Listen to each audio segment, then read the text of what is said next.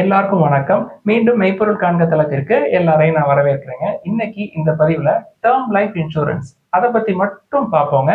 Insurance அப்படின்றது, அதாவது காப்பீடு அப்படின்றது எல்லாருக்குமே ரொம்ப முக்கியமான அடிப்படை தேவைங்க. அது இன்னும் இந்தியாவை பொறுத்த வரைக்கும் பெனட்ரேட் ஆக வேண்டிய தூரம் இன்னும் நிறைய இருக்கு.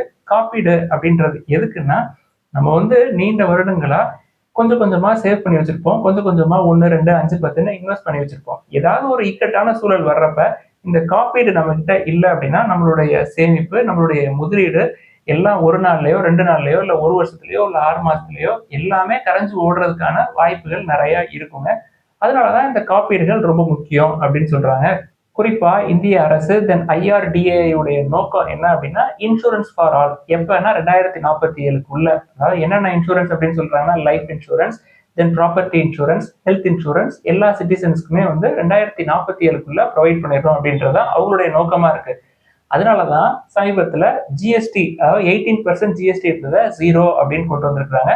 ஸோ இதை நம்ம ஒரு நல்ல வாய்ப்பா பயன்படுத்திக்கணுங்க.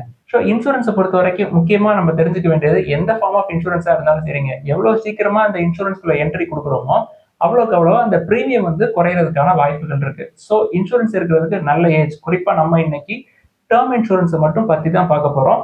ஸோ டேர்ம் இன்சூரன்ஸ் எடுத்துக்கிட்டோம்னா ஒரு 23ல இருந்து 30க்குள்ள இருக்கிறது உங்களுக்கு இந்த பிரீமியமை குறைக்கிறதுக்கான ஒரு நல்ல வாய்ப்பா இருக்குங்க. குறிப்பா இன்னைக்கு டேர்ம் இன்சூரன்ஸை மட்டும் தாங்க பேச போறோம். ஸோ டேர்ம் இன்சூரன்ஸை பொறுத்த வரைக்கும் எதுக்கு அப்படின்றத முதல்ல தெரிஞ்சுக்கணுங்க. நம்மளோட டிபெண்டன்ட் இருப்பாங்க இல்லையா, ஸோ நம்மளோட மறைவுக்கு அப்புறம் நம்மளோட டிபெண்டன்ஸ்க்கு ஒரு பினான்சியல் எய்டு, ஒரு பினான்சியல் சப்போர்ட் அப்படின்னு சொல்லலாம். நம்மளோட மறைவு அவங்களுடைய கல்வியையோ இல்ல அவங்களுடைய அன்றாட தேவைகளையோ நிவர்த்தி பண்ண முடியாம போயிடக்கூடாது. அதனாலதான் நம்மளோட மறைவுக்கு அப்புறம் அவங்களுக்கு ஒரு பெரிய தொகை வர்றதுக்காக நம்ம ஒரு இன்சூரன்ஸ் எடுக்கிறோம். அதைத்தான் டேர்ம் இன்சூரன்ஸ் அப்படின்னு சொல்லலாம், லைஃப் டேர்ம் இன்சூரன்ஸ் அப்படின்னு சொல்றாங்க.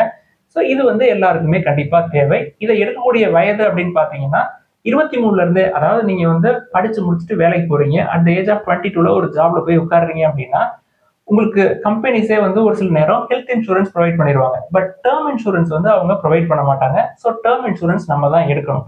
ஸோ டேர்ம் இன்சூரன்ஸ் எடுத்துக்கிட்டோம்னா, இந்த டேர்ம் லைஃப் கவரை நீங்க 50 lakhs இல்ல 1 crore அதை நீங்க சூஸ் பண்ணலாம். நீங்க சூஸ் பண்றதுக்கு ஏத்தாப்புல உங்களோட பிரீமியம் மாறுங்க.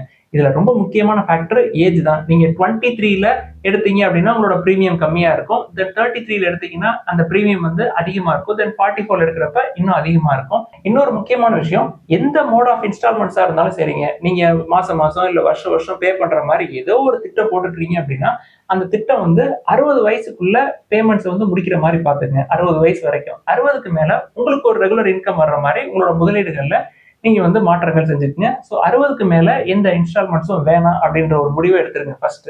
இப்போ ஒரு நபருக்கு 23 வயசு ஆகுது. அவர் ஒரு டேர்ம் லைஃப் இன்சூரன்ஸ் எடுக்கணும்னு ஆசைப்படுறாருன்னா, அவருக்கு மந்த்லி பிரீமியம், அதாவது 23 வயசுல என்ட்ரு ஆகுறப்ப அவரு 60 வயசு வரைக்கும் பே பண்ற மாதிரி நான் அசீவ் பண்ணிட்டேன். ஸோ 60 வயசு வரைக்கும் அப்படின்னா ஒரு 37 வருஷம் அவர் பே பண்ண வேண்டியிருக்குங்க.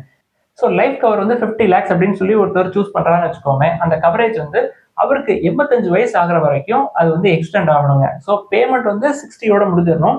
அந்த கவரேஜ் 85 வரைக்கும் இருக்கணும். 85ங்கிறது மேக்சிமம்ங்க ஜென்ஸுக்கு, அதாவது மேலுக்கு. ஃபீமேலுக்குன்னா அது 99 வரைக்கும் எக்ஸ்பேண்ட் பண்ணலாம். ஸோ மேல் அப்படின்றவங்க 85 வரைக்கும் செட் பண்ணிக்கலாம்.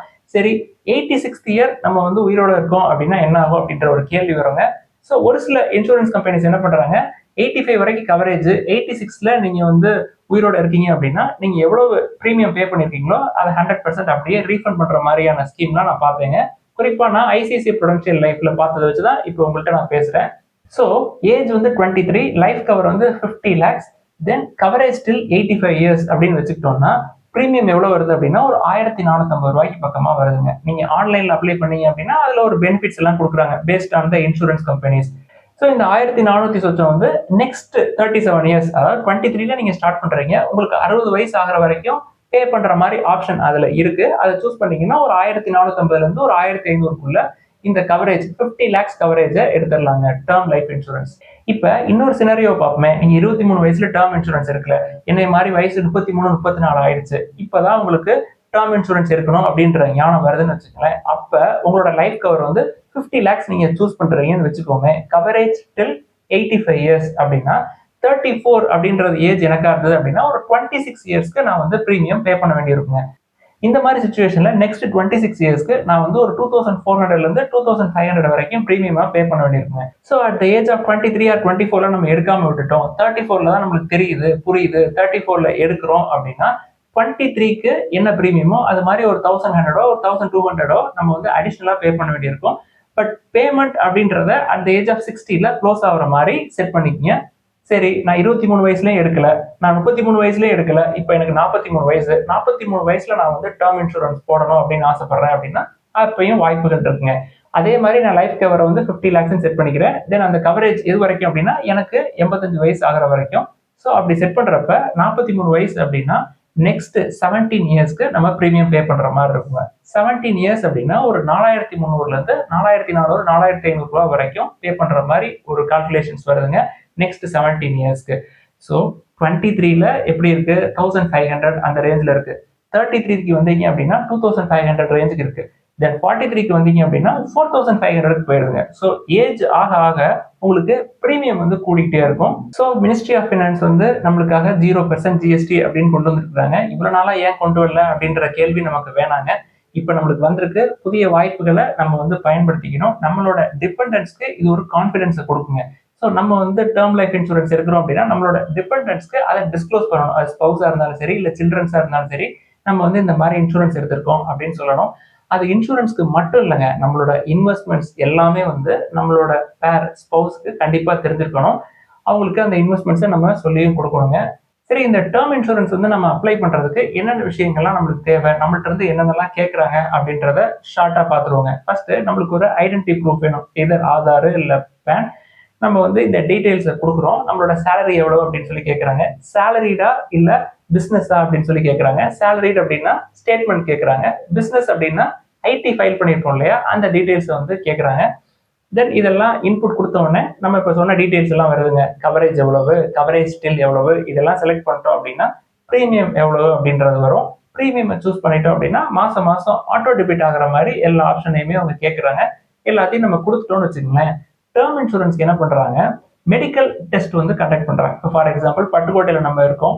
ஸோ நம்ம வந்து டேர்ம் இன்சூரன்ஸ் எடுக்கிறோம்னு வச்சுக்கோங்களேன். தஞ்சாவூர்ல அவங்க ஒரு ஸ்கேன் சென்டர் செட் பண்ணி தர்றாங்க. ஒரு குறிப்பிட்ட தேதியில நம்ம போய் மெடிக்கல் ரிப்போர்ட், மெடிக்கல் டெஸ்ட் வந்து எடுக்க வேண்டியிருக்குங்க. ஸோ அங்க என்னென்ன பண்றாங்க அப்படின்னா பிளட் டெஸ்ட் எடுக்கிறாங்க, யூரின் டெஸ்ட் எடுக்கிறாங்க, தென் இசிஜி எடுத்து பாக்குறாங்க, ஹைட் வெயிட்லாம் செக் பண்றாங்க. அங்க ஒரு டாக்டர் வந்து நம்மளோட ஹெல்த்தை ஃபுல்லா எக்ஸாமின் பண்ணி ஒரு ரிப்போர்ட்டை வந்து இந்த இன்சூரன்ஸ் கம்பெனிக்கு கொடுக்குறாங்க. தென் இன்சூரன்ஸ் கம்பெனிஸ் வந்து அதை கோ த்ரூ பண்ணிட்டு நம்மளுக்கு பாலிசி இஷ்யூ பண்ணிடுறாங்க. இதுதாங்க ப்ராசஸ், வந்து சிம்பிள் தான். ஸோ ஜிஎஸ்டி வந்து நம்மளுக்கு குறைச்சிருக்காங்க அப்படின்னு சொல்லி நம்ம ராயல் என்ஃபீல்டை வாங்கலாமா அப்படின்னு சொல்லி யோசிக்கிறோம். தென் ஐபோன்ஸ் வந்து எடுக்கலாமா அப்படின்னு சொல்லி யோசிக்கிறோம். தென் எஃப்எம்சிஜிஸ் குறைச்ச விலையில விற்கிது அப்படின்னு சொல்லி பார்க்குறோம். இன்சூரன்ஸ்க்கு 18% 0 ஆக்கிட்டாங்க. இதையும் கொஞ்சம் பாருங்க அப்படின்றதான் என்னுடைய வேண்டுகோள்.